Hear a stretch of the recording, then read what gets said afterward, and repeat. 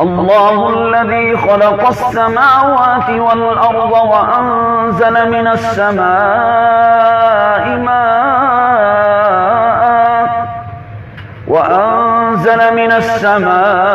ماء فأخرج به من الثمرات رزقا لكم وسخر لكم الفلك لتجري في البحر بأمره وسخر لكم الأنهار وسخر لكم الشمس والقمر دائبين وسخر لكم الليل والنهار وآتاكم من كل ما سألتموه وإن تعدوا نعمة الله لا تحصوها